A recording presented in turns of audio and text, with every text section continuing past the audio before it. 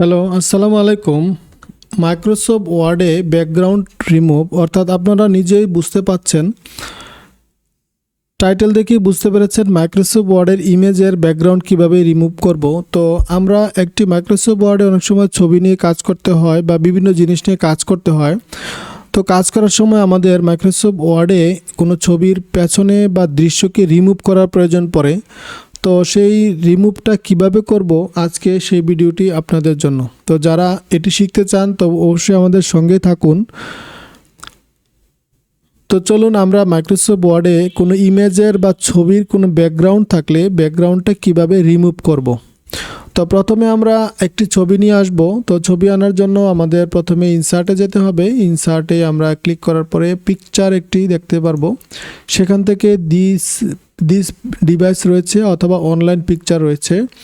তো আপনারা this পিকচারে click করবেন, অথবা আপনারা যদি অনলাইন থেকে আনতে চান তাহলে আপনারা অনলাইন পিকচারে ক্লিক করতে পারেন। আমি যেহেতু আমার এই ডেস্কটপে বা ল্যাপটপের কোনো একটা ফোল্ডার রেখেছি, সেই জন্য আমি দিস ডিভাইসে ক্লিক করব। ডিভাইসে ক্লিক করার পরে আপনার যেখানে ছবিটি রয়েছে সেইখান থেকে আপনি ছবিটি এরকমভাবে ক্লিক করবেন। তো ক্লিক করার পরে আপনি এখানে ইনসার্ট বাটন ক্লিক করবেন। তো দেখুন আমাদের কিন্তু ছবিটি চলে আসছে। আমরা কিন্তু ছবিটি দেখতে পাচ্ছি। এখন আমরা যেটা করব, আমাদের প্রয়োজন হচ্ছে কি ব্যাকগ্রাউন্ড, অর্থাৎ এই ছবিটি থাকবে, এর পেছনে যে ব্যাকগ্রাউন্ডগুলো রয়েছে এই ব্যাকগ্রাউন্ডগুলো আমি রিমুভ করতে চাই। তো কিভাবে আমি মাইক্রোসফট ওয়ার্ডে একটি ইমেজের ব্যাকগ্রাউন্ড আমি রিমুভ করব। তো চলুন সেই ক্ষেত্রে আমাকে এই যে ছবিটি রয়েছে ছবিটিতে আমাকে ক্লিক করতে হবে। দেখুন একবার ক্লিক করলে হবে না, আপনাকে কিন্তু ছবিটিতে ডাবল ক্লিক করতে হবে। ডাবল ক্লিক করার পর দেখুন পিকচার ফরম্যাট এই জিনিসটা চলে আসবে। আপনি আবারও বলছি, এরকম দিলে কিন্তু উপরের এটা থাকবে না, অন্য সময় আপনারা কিন্তু খুঁজে পাবেন না। সেক্ষেত্রে আপনাদেরকে এই পিকচার ফরম্যাটটি নিয়ে আসতে হবে। পিকচার ফরম্যাটটি আপনি আনার জন্য ছবিতে যাবেন, ছবির উপর গিয়ে এরকম ডাবল ক্লিক করবেন। দুইবার ক্লিক করলে পিকচার ফরম্যাট আসবে। যতক্ষণ পিকচার ফরম্যাট আসবে না ততক্ষণ কিন্তু আপনি এই কাজটি করতে পারবেন না। তো আপনি যখন পিকচার ফরম্যাটে চলে আসবেন সেইখান থেকে আপনারা এরকম একটা ড্যাশবোর্ড দেখতে পারবেন, যেখানে এরকম থাকবে। তো আমরা এখানে ছবি ছোট বড় সাইজ ক্রপ ইত্যাদি বিষয়গুলো দেখিয়েছিলাম। আজকে আমরা দেখব এই যে রিমুভ ব্যাকগ্রাউন্ড। আমরা এই যে রিমুভ ব্যাকগ্রাউন্ড একটা অপশন দেখতে পেলাম, যে আমরা এই যে ছবিটার পেছনের যে ব্যাকগ্রাউন্ডগুলো রয়েছে সেগুলো আমরা রিমুভ করব কিভাবে। তো ছবিটা আমরা আবারও দেখাচ্ছি। ছবিটা আপনি ডাবল ক্লিক করবেন, ক্লিক করার পরে ছবিটা সিলেকশন হবে এবং এই যে বারটা তখন আসবে, তখন আপনি রিমুভ ব্যাকগ্রাউন্ডে ক্লিক করবেন। দেখুন আমরা ক্লিক করলাম রিমুভ ব্যাকগ্রাউন্ডে। ক্লিক করার পরে অন্য একটা কালার হয়ে গেল, ছবিটার পেছনে একটা অন্য কালার ধারণ করেছে। এখন আমরা কি করব, এটাকে আমরা দেখুন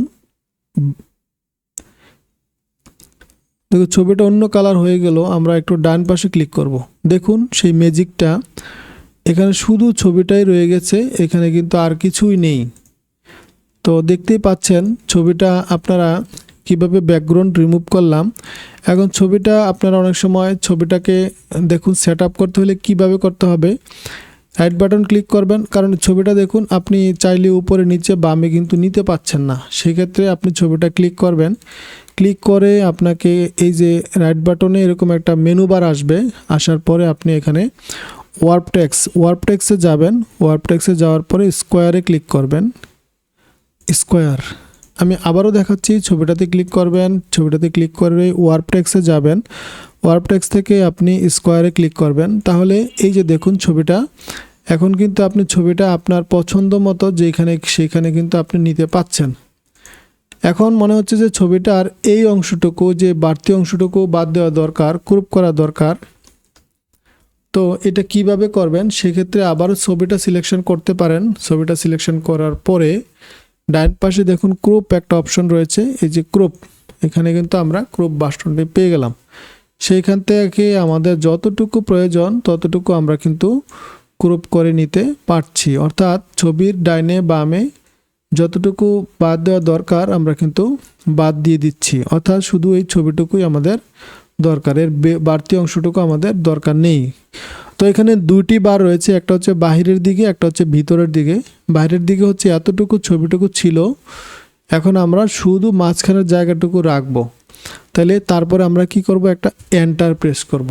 এন্টার প্রেস করার সাথে সাথেই দেখুন ছবিটি কিন্তু অনেকখানি জায়গা কিন্তু সরে গেছে এবং ছবিটি আমাদের যেখানে প্রয়োজন আমরা কিন্তু সেখানেই নিতে পাচ্ছি। তো আপনারা অবশ্যই বুঝতে পারছেন একটা ছবি থেকে কিভাবে ছবিটাকে আপনারা ব্যাকগ্রাউন্ড রিমুভ করবেন এবং এই ছবিটাকে কিভাবে ক্রপ করবেন।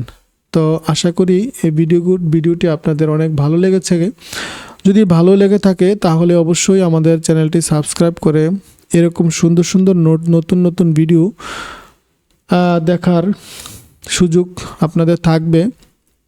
কারণ যদি সাবস্ক্রাইব না করেন অথবা সাবস্ক্রাইব করে বেল বাটনটা যদি ক্লিক করে না দেন তাহলে পরবর্তীতে আমি যখন ভিডিও পাবলিশ করব তাহলে কিন্তু আপনার কাছে নোটিফিকেশান যাবে না। সেক্ষেত্রে আপনি সাবস্ক্রাইব করে যখন আপনি বেল বাটনটি ক্লিক করে দিবেন তখন কিন্তু এরকম নতুন নতুন ভিডিও আপনার কাছে চলে যাবে। তো আশা করি আপনারা ভিডিওগুলো দেখে উপকৃত হচ্ছেন। যদি ভিডিওটি ভালো লেগে থাকে অবশ্যই আপনারা ভিডিওটিকে লাইক এবং কমেন্টস করবেন এবং কী ধরনের ভিডিও চান সেটাও কিন্তু আপনারা জানাবেন। তো আজকের মতো বিদায় নিচ্ছি, আমার দেখা হবে পরবর্তীতে এরকম সুন্দর সুন্দর কোনো শিক্ষামূলক ভিডিওতে। সবাইকে অসংখ্য ধন্যবাদ।